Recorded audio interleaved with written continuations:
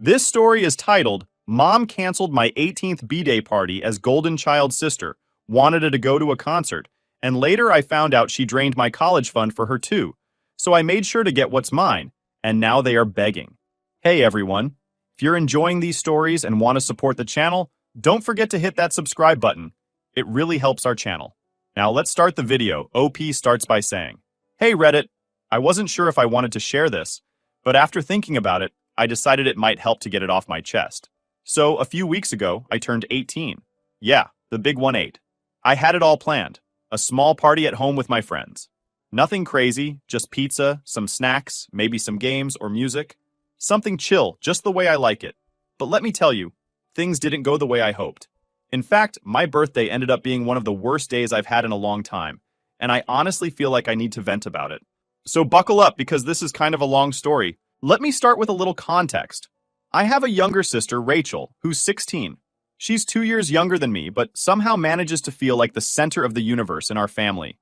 She's outgoing, super bubbly, and the kind of person who can talk her way into or out of anything. I'm not saying that's a bad thing, but when you're her older sister, it can feel exhausting, to say the least. And then there's my mom. Ever since we lost my dad 2 years ago, it's like she and Rachel have this unbreakable bond. They do everything together. Shopping, watching movies, going on these little girl trips. Meanwhile, I'm just there. Don't get me wrong. I know my mom loves me, but it's like she doesn't see me the same way she sees Rachel. Rachel gets all the attention, all the praise, and all the support. Me? I get told I'm the strong one, which is basically code for figure it out yourself. It's not like this was the first time something like this happened. My sister, Rachel, has always been the star of the family, especially after Dad passed away. Growing up, I didn't really notice the favoritism. If anything, it felt like Dad balanced things out pretty well. Rachel and Mom were always closer. Mom called her her little twin, but Dad made sure to spend time with me. He encouraged my love of art and books, and he never made me feel less than Rachel, even though we were so different. Losing him 2 years ago was like losing the one person who truly saw me. Since then, it's been all Rachel, all the time. She's the kind of person who lights up a room. Charismatic, funny, and good at getting people to like her. Meanwhile, I'm quieter and more introverted. I'm not the type to command attention, and honestly, I don't even want to. But that doesn't mean I enjoy being ignored, you know? Mom has this habit of acting like Rachel's life is the most important thing in the world. Every little drama she has becomes a family crisis. Like when Rachel failed a math test last year, Mom spent weeks tutoring her and even hired a private teacher to make sure she passed the next one. Meanwhile, I had to beg her for weeks just to get art supplies for a school project. She said something like, "You're creative, you'll figure it out." And that's the thing. She expects me to figure it out because I'm the strong one. It's exhausting. The favoritism became painfully obvious when Dad died. Rachel was devastated, of course, and Mom threw herself into making sure Rachel was okay. I understood at first. We were all grieving, and Rachel was just 14 at the time. But as time went on, it became clear that Mom wasn't just comforting Rachel. She was building this whole new life around her. They started going on these girl trips together, leaving me at home to watch the house. They'd come back with shopping bags and inside jokes, and I'd just sit there, pretending I didn't care. This concert situation was just the latest example of that dynamic. When Rachel found out her favorite band was coming to town, she acted like it was a once-in-a-lifetime event. And maybe for her it was. But for me, it was just another reminder that my needs don't matter as much. Here's the kicker. Rachel didn't even try to hide how much she didn't care about my birthday. She spent the days leading up to it obsessing over the concert, what she was going to wear, which songs she hoped they'd play, how close she'd get to the stage. Every time she talked about it, it felt like she was rubbing salt in the wound. I tried to tell myself it wasn't intentional, but honestly, I'm not so sure.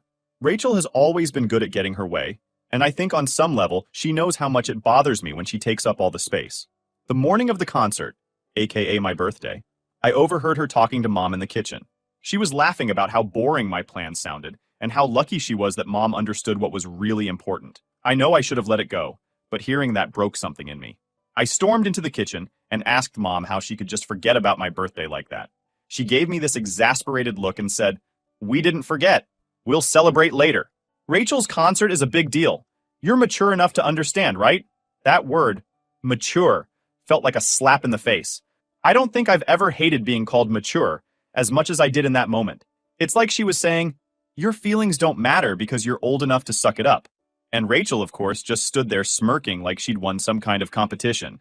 I wanted to scream at both of them. I wanted to say, "What about me? What about what I want?" But I didn't. I just walked away. Because what was the point? They weren't going to listen. They never do. That evening, after they left for the concert, I sat in Dad's old recliner with one of his sweatshirts. It still smells like him, even after all this time. I don't know why, but holding on to it made me feel a little less alone. I thought about how things used to be when he was here, how he'd always make me feel special on my birthday, even if it was something small like baking a cake together or watching a movie. He had this way of making me feel like I mattered. I don't feel that way anymore. I tried distracting myself by watching TV, but I couldn't focus. My friends texted me, asking how the party was going, and I didn't even know how to respond. I ended up turning off my phone and crying until I fell asleep. Looking back, I think that night was the breaking point for me. It wasn't just about the concert or my birthday. It was about years of being treated like an afterthought. I don't think I realized how much it had been building up until it all came crashing down. The morning after my birthday, I woke up feeling like a mess. My face was puffy from crying, my head was pounding, and honestly, I didn't even want to get out of bed. But then the doorbell rang. At first, I thought it was Mom and Rachel coming home early. I wasn't ready to deal with either of them, so I stayed in bed, hoping they'd just let themselves in. But the doorbell kept ringing. After the third time, I dragged myself out of bed and shuffled to the door. When I opened it, I couldn't believe who was standing there. It was Uncle Matt, my dad's younger brother. He was holding a duffel bag and wearing this look that was equal parts concern and determination. "Happy belated birthday, kiddo," he said, stepping inside like he belonged there. And honestly, it felt like he did. Uncle Matt and my dad were close, like really close. Growing up, he was around a lot. He'd come to family dinners, take us to the park, and sometimes even babysit when Mom and Dad had a date night. He was the fun uncle who never took himself too seriously. But after Dad passed away, I barely saw him. Mom kind of cut ties with Dad's side of the family. I never knew why, but I figured it was just too painful for her to be around them. Seeing him now, out of the blue, felt surreal. He put his bag down and gave me a once-over. "You look like you've had a rough couple of days," he said, not unkindly. I didn't know how to respond, so I just nodded. We sat down in the living room, and he asked how I was doing. At first, I tried to play it cool, saying something like, "I'm fine," but Uncle Matt wasn't buying it. He gave me this look that said, "Cut the crap." "I heard from a little birdie that yesterday didn't exactly go the way you wanted," he said. I guess my grandparents, Dad's parents, must have told him about my birthday being canceled. They're the only ones on Dad's side I'm still in touch with, and I'd mentioned it to them during a phone call a few days before. That was all it took for the floodgates to open. I don't know what it was about him being there, but I just started talking about how Mom and Rachel left me for a concert, how they've been treating me like an afterthought ever since Dad died, how I missed him so much it physically hurt sometimes. I didn't even realize I was crying until Uncle Matt handed me a tissue. He didn't interrupt or try to give me advice. He just let me talk. And when I was done, he sat back in his chair and said, "This is absolute bullshit." That made me laugh a little, even though I was still crying. Uncle Matt always had a way of cutting through the noise and saying exactly what he thought. "You don't deserve this," he said. "Your dad wouldn't have stood for it, and neither will I. Pack your bags. You're coming with me." I just stared at him, completely stunned. "What? Can't just leave. Mom would freak out." "Let her freak out," he said. "She needs to wake up. You're her daughter, not some glorified babysitter for the house." I hesitated. As much as I wanted to leave, the thought of actually doing it felt scary. What if it made things worse? What if Mom cut me off completely? But Uncle Matt must have seen the doubt on my face because he leaned forward and said, "Listen to me. You don't owe them anything. Not after the way they've treated you. You deserve to be somewhere you're actually appreciated." That hit me hard. No one had ever said something like that to me before. Not in those words, anyway. For the first time in a long time, I felt like someone was on my side. So, I did it.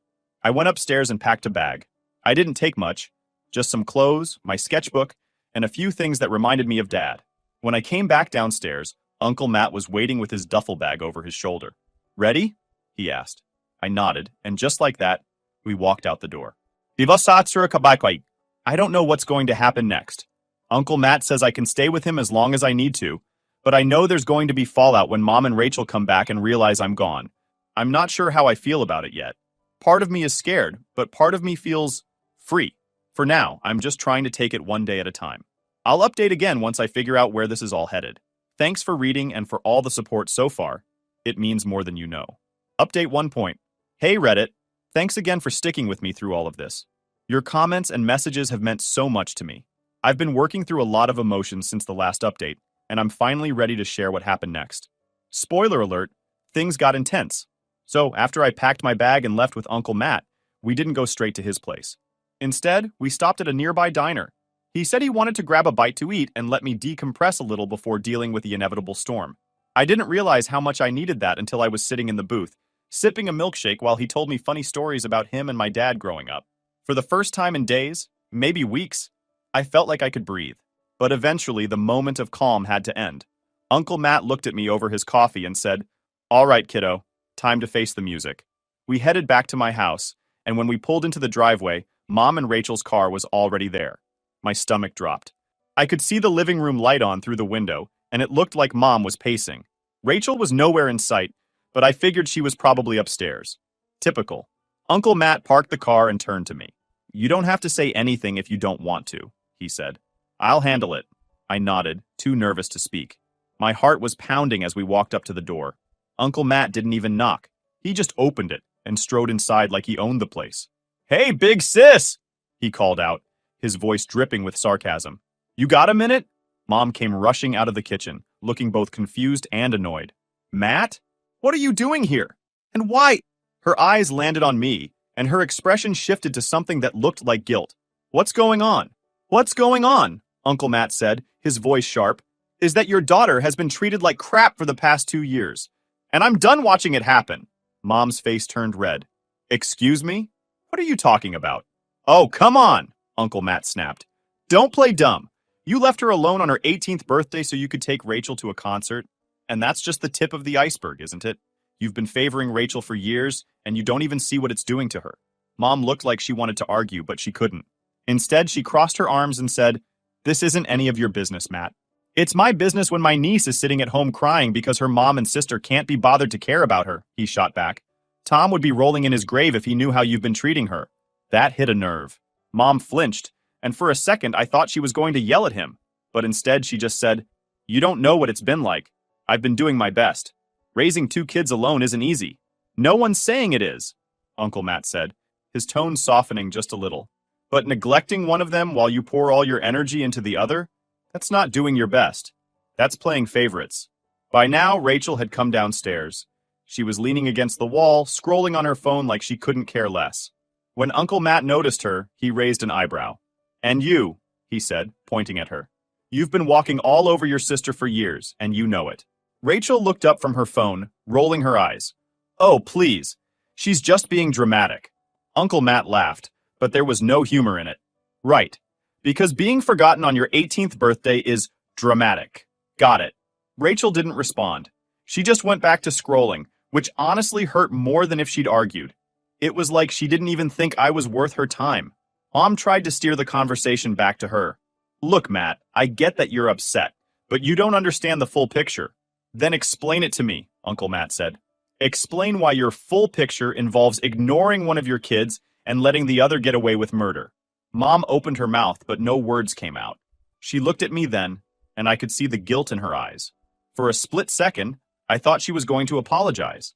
But instead, she turned back to Uncle Matt and said, "I didn't realize she felt that way. I thought she was fine." "That's the problem," Uncle Matt said. "You didn't realize. You didn't ask. You just assumed she'd be okay because she's the mature one, right? But she's not okay, and it's your job to fix that." At this point, I couldn't stay silent anymore. "You didn't even text me yesterday," I said, my voice shaking. "Not once. I spent my entire birthday alone and you didn't even care." Mom's face crumpled. "I'm sorry," she said. "I didn't know it was that bad." "You didn't bother to find out," I said. "You've been so focused on Rachel that you don't even see me anymore." There was a long silence after that. Mom looked like she wanted to say something, but no words came out. Rachel disappeared upstairs without a word, and Uncle Matt just stood there, arms crossed, waiting for her to respond. Finally, Mom said, "What do you want me to do?" Uncle Matt didn't miss a beat. "For starters, let her come stay with me for a while. She needs a break from this house, and frankly, you need to figure out how to do better." Mom hesitated, but eventually she nodded. "If that's what she wants," she said quietly. "It is," I said. "It's what I want." And just like that, it was decided. I grabbed the rest of my things, and Uncle Matt and I left. Mom didn't try to stop me, and Rachel didn't even say goodbye. When we left my mom's house, we didn't talk much on the drive to Uncle Matt's place. I think he could tell I was emotionally drained. Instead, he let the radio fill the silence. He's got this old truck with a beat-up stereo, and he played one of those classic rock stations that Dad used to love. It was weirdly comforting, like a piece of Dad was still with us. A few nights ago, Uncle Matt and I were sitting on the porch after dinner. We've been doing this thing where we just hang out, talk about life, and try to piece everything together. He asked me casually, "So, have you decided which colleges you're applying to?" At first, I thought he was joking.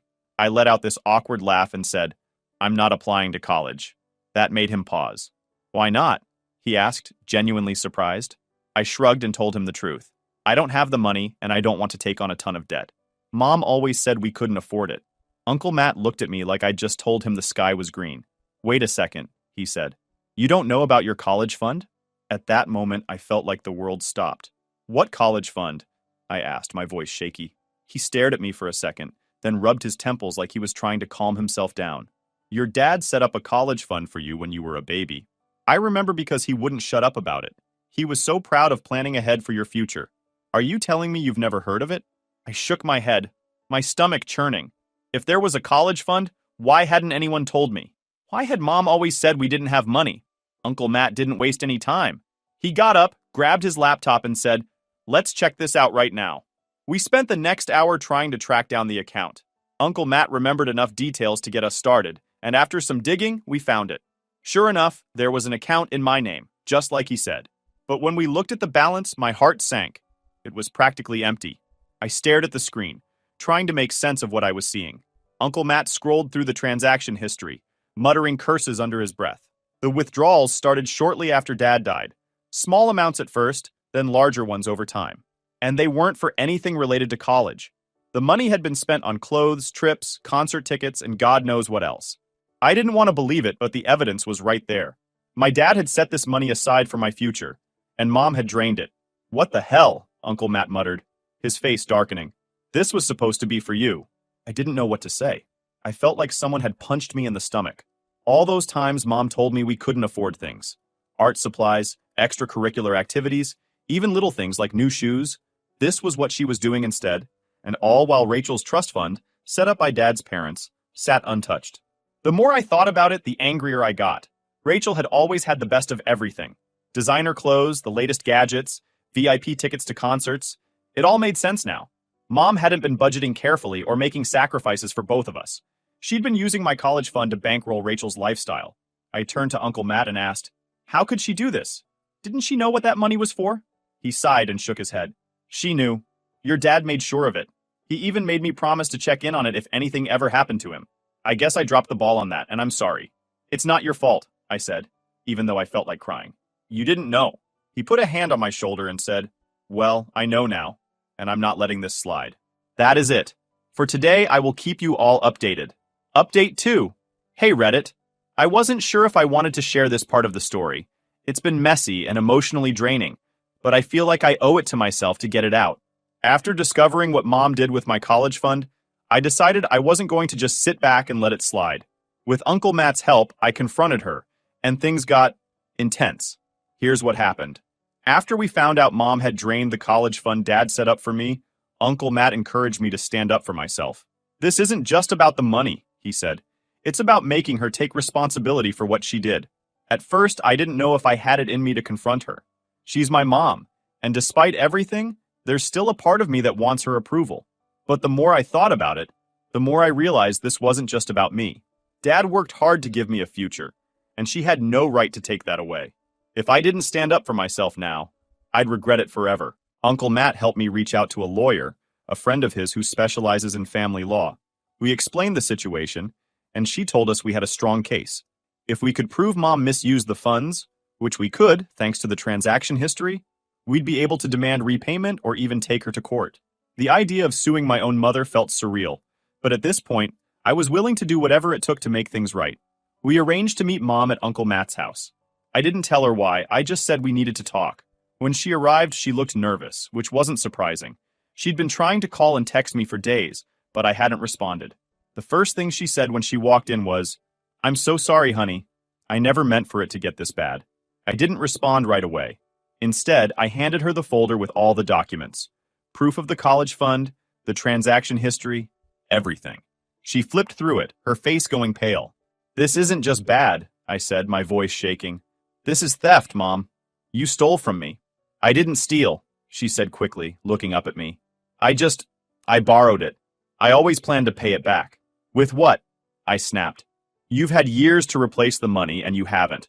Meanwhile, Rachel's trust fund is sitting untouched. She opened her mouth to respond but closed it again. She looked like she wanted to cry, but I wasn't in the mood to let her off the hook. "That money wasn't yours to touch," I said. "It was Dad's gift to me, for my future, and you used it to spoil Rachel. She needed things." Mom started, but I cut her off. "She didn't need designer clothes or concert tickets," I said. "She didn't need any of the crap you spent that money on. You just didn't care about me enough to protect what was mine." At that point, Uncle Matt stepped in. "This isn't just a family disagreement anymore," he said. "This is a legal issue. My name has every right to take you to court for this." Mom's eyes widened. "You wouldn't," she said, looking at me like I'd just threatened to set the house on fire. "I would," I said, "and I will, unless you agree to make it right." With the lawyer present, we laid out our demands. I told Mom I wanted the full amount of the college fund returned. Since she obviously didn't have the money up front, we proposed a payment plan, monthly payments until the entire balance was repaid. The lawyer drafted a formal agreement on the spot, and Mom looked at it like it was a death sentence. "I can't afford this," she said. "How am I supposed to make these payments?" "You should have thought about that before you spent the money," Uncle Matt said coldly. For a moment, I thought she was going to refuse, but then she sighed and said, "Fine, I'll do it." She signed the agreement with the lawyer as a witness, promising to pay me a set amount every month until the fund was fully restored. I thought I'd feel victorious, but honestly, I mostly felt tired. The confrontation had taken so much out of me emotionally that I didn't even know how to process it. Part of me was proud of myself for standing up to her, but another part of me felt heartbroken. This was my mom. She was supposed to protect me, not betray me. Uncle Matt tried to cheer me up afterward. "You did the right thing," he said.